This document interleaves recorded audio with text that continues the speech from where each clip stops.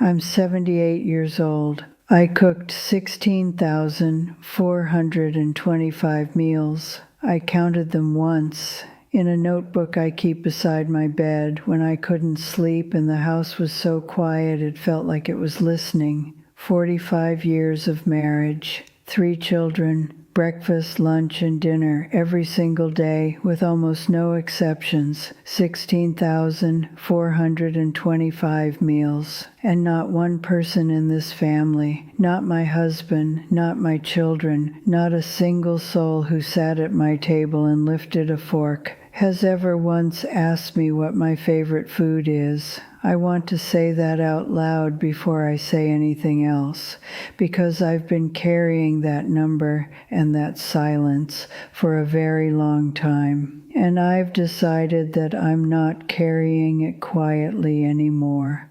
My name doesn't matter. What matters is that you probably know me, not me specifically, but the version of me that lives in your house, or lived in your mother's house, or lives in the mirror when you're too tired to smile at yourself anymore. I've been the woman who held everything together. My whole life, that was my role and my identity, and for a long time, my greatest pride. I was the one you called. I was the one who showed up. I was the one who never needed anything back, or so everyone believed. I'm 78, and I'm finally having the conversation nobody ever started with me. I was 23 when I married Robert. It was 1969, spring. I wore my mother's dress, altered at the waist because I was smaller than she'd been. Robert was 26, tall and quiet, with hands that knew how to fix things. I thought that meant he'd know how to fix anything. I was young. I didn't understand yet that some things don't need fixing.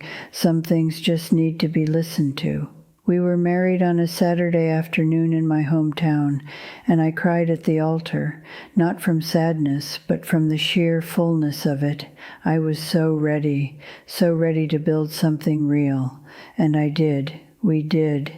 That's important for you to understand. What I'm about to tell you isn't a story about a bad marriage or bad children or a bad life. It's a story about a good life that slowly, quietly emptied one woman out, and how she smiled through every single moment of it because that's what she'd been taught a good woman does. Our first child, Daniel, came in 1971. He was born on a Tuesday morning in February, and the labor was 31 hours long. I remember counting the hours the way I would later count everything. Meals, fevers, loads of laundry, years. He came into the world red-faced and furious, and I held him against my chest and felt something shift inside me that I don't have words for even now. I loved him before I knew him. I would have walked through fire for him before he was an hour old. That love was real. I want to be absolutely clear about that. The love was never the problem. Our second, Caroline, came in 1974, and then James in 1977. 3 children in 8 years. And I built a home around them the way a bird builds a nest, with everything I could find, pulled from everywhere, woven together with something stubborn and instinctive. I was up at 5 every morning. I packed lunches, 640 lunches a school year, for 3 children, for 12 years each. I ironed shirts. I supervised homework at the kitchen table until 9 o'clock at night. I attended every school play, every parent-teacher meeting, every football match James ever played, even the ones in the rain. I sat through 62 fevers between the 3 of them, counting nights in rocking chairs with a small hot body pressed against my shoulder. I held Daniel's hand through his first broken bone. I talked Caroline through her first broken heart. I drove James to every practice and waited in the car with a book I never actually read because I was always watching the door to make sure he came out safely. I did all of this because I wanted to. That's not the lie I'm here to correct. I wanted to. I was good at it. I found deep, genuine purpose in it. The problem wasn't the doing. The problem was that I slowly stopped existing outside of the doing. I became so completely the woman who held everything together that I forgot there was a woman underneath the holding, and nobody noticed, because I made sure they didn't. My friend Patricia, we'd known each other since we were girls, grew up on the same street. She used to say that I was the most capable woman she'd ever met. She'd say it with such admiration, "Margaret, you make it look effortless." And I'd smile and say something modest and feel a small private ache I couldn't name, because I wanted to say, "Patricia, it isn't effortless. It costs everything I have every single day, and then I wake up and spend everything I have again." But I didn't say that, I just smiled. I was very good at smiling. Robert had a difficult year in 1983. His business was struggling, and the weight of it sat on him like a stone. He'd come home quiet and hollow-eyed, and I could see it, the way a woman who has learned to read a house can see everything. So I did what I always did. I became steadier, calmer, more efficient. I made sure the house was quiet when he needed quiet and full of warmth when he needed warmth. I managed the children's noise and their arguments and their needs so that none of it landed on him. I took on a small bookkeeping job in the evenings after dinner, after the children were in bed, to ease the financial pressure without ever making him feel that I'd noticed how bad it was. I did that for 14 months. He never fully knew. He got through it. I helped him get through it, invisibly, the way I helped everything get through everything. That same year, in the spring of 1983, I developed what the doctor called persistent fatigue. I was exhausted in a way I couldn't describe, a bone-deep cellular kind of tired that didn't respond to sleep. I sat in the doctor's office, and he asked me about my stress levels and my sleep schedule, and I heard myself say, "Oh, I'm fine. I've just been busy." And he nodded and gave me iron tablets and sent me home. And I went home, and I made dinner. Robert never knew I'd been to the doctor. I didn't tell him. I didn't want to add to his weight. I was very careful about that. I was always very careful about his weight, and never once about mine. There's a kind of tired that sleep doesn't fix. I learned that at 37. I'm still learning it now. Caroline, my middle child, my daughter, she was 17 when she decided she wanted to study literature at university. She was bright. She had a way with language that made me ache with pride. She'd read a passage from a novel and understand it in a way that took my breath away. I helped her with her application essays at that same kitchen table where I'd supervised her homework for a decade, and I felt something light up in her that I recognized. I recognized it because I had felt it once, a long time ago, in myself. I had wanted to study nursing. In 1966, when I was 20, I had been accepted to a nursing program 3 hours away. My mother, a woman who had given every cell of herself to her husband and her children and her neighborhood and her church, sat me down at her kitchen table the same way I would one day sit at mine, and she said, "Margaret, a woman needs to be where her family is." She said it with such certainty, such love. She wasn't trying to clip my wings. She genuinely believed she was giving me wisdom. She was passing down what her own mother had given her, the iron rule of a woman's life as she understood it. I believed her. I canceled my enrollment. I met Robert a year later, and I told myself the story worked out exactly as it was supposed to. Carolyn got her degree. She got her master's. She's a published author now, living in Edinburgh. She calls on Sundays and birthdays, and she loves me. She does. but she has no idea that every time I see her name in print, I feel two things simultaneously: enormous pride and a small, cold grief for the woman I might have been if my mother had said something different at that kitchen table 58 years ago. Not instead of loving Robert, not instead of raising my children, alongside all of it, just alongside it. That's all I would have needed, just a little alongside. I bought painting supplies in 1991. I want to be very specific about this because it matters. Daniel was 20, Caroline was 17, James was 14. They were becoming people who didn't need me in the same minute-by-minute way anymore, and I felt it, the small opening in the day, the hour here and there that didn't have a task assigned to it. I saw an advertisement for a beginner's painting class at the community center, Wednesday evenings 7 to 9, and I felt something I hadn't felt in years: want, just clean, simple want. I wanted to go. I bought a small set of watercolors and 2 brushes and a pad of paper from the art supply shop on the high street. I was so careful about it, like I was doing something slightly illicit. I brought them home and put them in the hall cupboard. That same week, James broke his arm at football and needed driving to hospital appointments every Wednesday evening for 6 weeks. By the time the 6 weeks were done, the class had moved on past where I could join it, and I thought, I'll find another class. But there was always something. There was always a Wednesday that belonged to someone else. The paints are still in that cupboard. I looked at them last autumn. They've dried solid in their little pans. That was 33 years ago. I never painted a single thing. The turning point for me didn't come in a single moment the way some people describe. It came on an ordinary Tuesday morning in 2003. James had left for university the year before.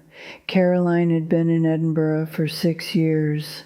Daniel had a wife and a baby and a house across town and a life that was entirely, rightfully his. Robert had retired, and we were alone in the house for the first time since 1971. 32 years of that house being full of people and noise and need, and suddenly it was just the two of us, sitting across from each other at breakfast. I put a plate in front of Robert. I poured his tea. I sat down with my own cup, and I looked at him, this man I had loved for 34 years, this man for whom I had restructured my entire inner life, this man I had protected from my exhaustion and my grief and my quiet, private wants for decades. And I realized with a clarity that felt almost physical, he doesn't know me. He knows the woman I performed, the steady one, the capable one, the one who was always fine. He has never once seen the woman underneath all that competence, because I made absolutely sure she stayed hidden, and he never asked, not because he didn't care, but because I had never once given him a reason to think there was anything to ask about. I got up. I walked to the bedroom. I sat on the edge of the bed, and I said it out loud. For the first time in 40 years, I said it to the walls, because the walls were the only ones I trusted with it. I am so tired. I am so tired, and nobody knows.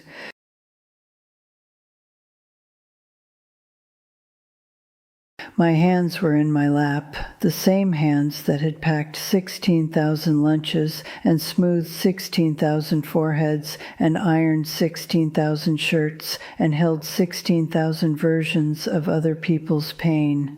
And they were shaking, not dramatically, just trembling slightly, the way hands do when they've been holding something heavy for too long and are finally allowed to be empty.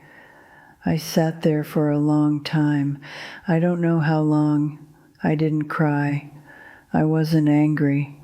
I was something quieter and harder than both of those things. I was honest. For the first time in perhaps my entire adult life, I was simply fully honest, even if only with myself, even if only in an empty room. That was the first honest thing I'd said in 40 years. Not to Robert, not to my children, not to Patricia, to an empty room, because that was the only audience I trusted with the truth. And that more than anything I've told you today is the thing I most want you to hear. There are things I cannot get back. I want to say that plainly, without drama, because it's simply true. The nursing career, gone. Not because Robert took it from me or my children stole it from me, but because I accepted the rule my mother gave me without question, and I was 20 years old, and I didn't know I was allowed to question it. The paintings I never made, gone, not stolen, just slowly crowded out by Wednesdays that belonged to everyone else. The 34 years of mornings when Robert could have asked me something real and I could have answered honestly, those mornings are gone. I don't regret the love inside them. I regret the lie inside them. The daily, automatic, completely unconscious lie, I'm fine, everything's fine. I told it every day for decades, and everyone believed me because I was very, very good at it, because I had been taught to be good at it, because my mother was good at it before me, and her mother before her, and the whole unbroken chain of women who learned that strength means swallowing, and swallowing means strength, and asking for anything means weakness, and weakness is the one thing a good woman cannot afford. People say I was strong. I wasn't strong. I was trained. There is a difference. A strong woman chooses her silence. A trained woman doesn't know she has a choice. I didn't know. I want to be fair to myself about that. I genuinely did not know.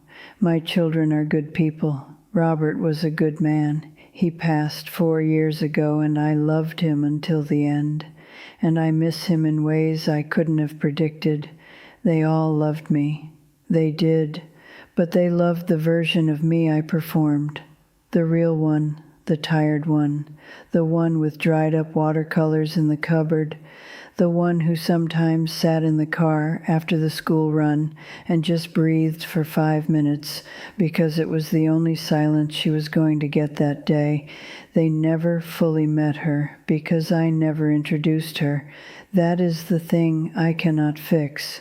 Not their failure, mine. My very loving, very understandable, very costly choice to stay hidden. So let me look at you now. Let me set everything else down and just look at you. If you are the one who holds everything together, if you are the one everyone calls, the one who shows up, the one who is always fine, the one who packs the lunches and irons the shirts and sits through the fevers and the arguments and the heartbreaks. I want you to hear this from someone who knows exactly where that road goes. I see you. I was you. And I need you to know something I didn't know until it was almost too late. You are allowed to need. Say that to yourself. Say it slowly. You are allowed to need things. You are allowed to be tired and to say so. You are allowed to want something just for yourself, a class, a trip, a Wednesday evening that belongs only to you, and to protect that thing with the same ferocity you use to protect everyone else. I never did that. I protected everyone and nothing for myself. By the time I understood the cost, there was no one left to pay it back. If I could go back to the woman I was at 35, I would sit her down at that kitchen table and I would say it out loud, say, I need help, just once, just try. I think the world would have surprised her. I think Robert might have surprised her. I think she was so certain she had to carry it alone that she never gave anyone else the chance to carry some of it with her.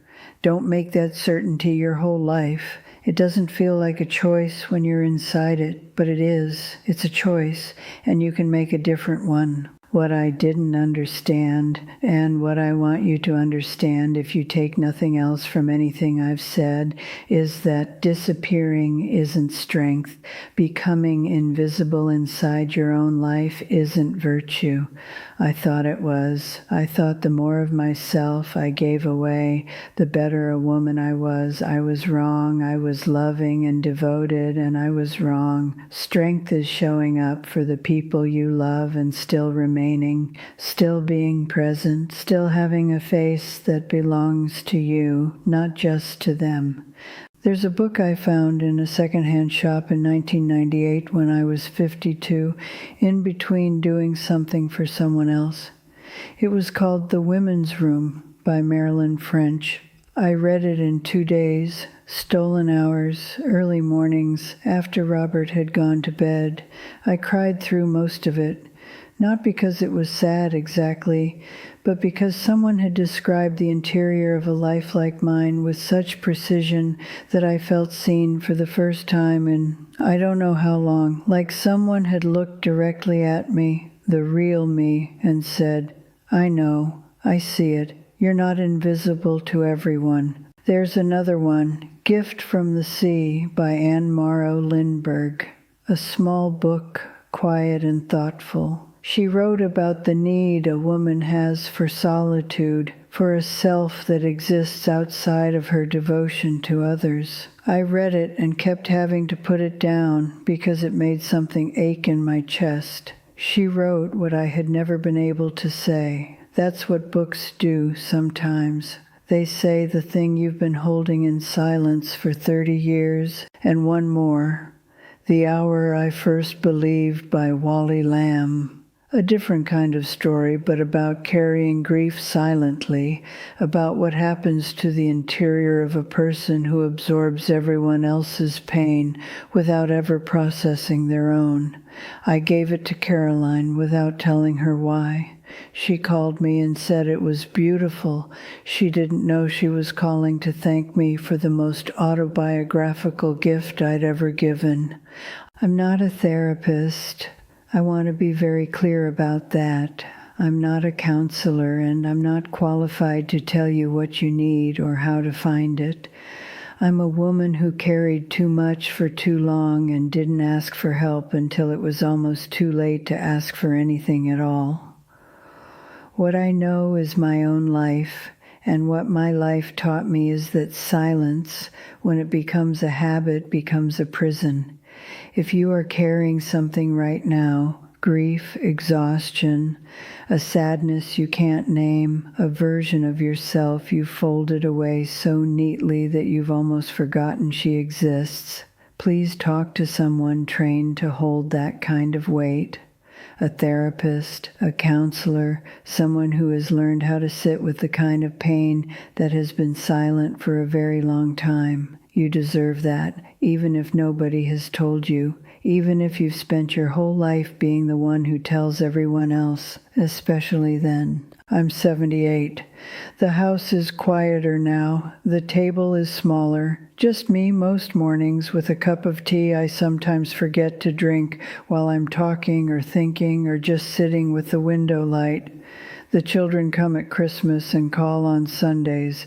James brought his daughter last summer, and she sat at my kitchen table and ate everything I put in front of her and said in that direct way children have, "Grandma, what's your favorite food?"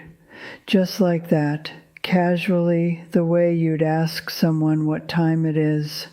I sat very still for a moment, because in 78 years I'm not sure anyone had asked me that before, and I realized I wasn't entirely sure of the answer.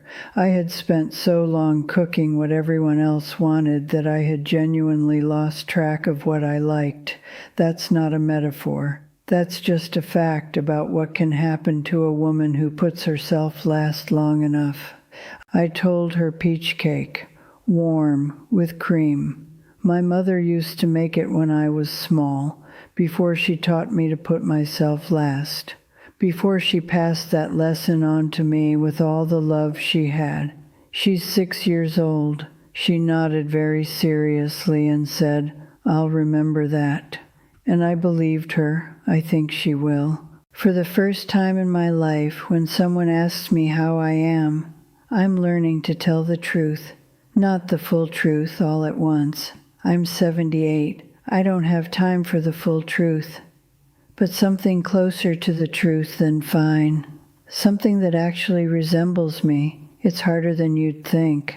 After 40 years of I'm fine, honesty feels like a foreign language. Clumsy in my mouth, a little frightening. But I'm learning. Slowly, at my own pace, at my own kitchen table with my cold cup of tea and my window light and all the quiet I spent a lifetime earning. If any of this sounds like your life, or like your mother's life, or your grandmother's, or the woman you're becoming without meaning to, then I'm glad I finally said it. I'm glad you stayed long enough to hear it. There are more diaries like this one on this channel. Come sit with me again. And if you ever find yourself at your own kitchen table with your hands in your lap and the house gone quiet, say it out loud, even just to the walls. It's a beginning. It was mine.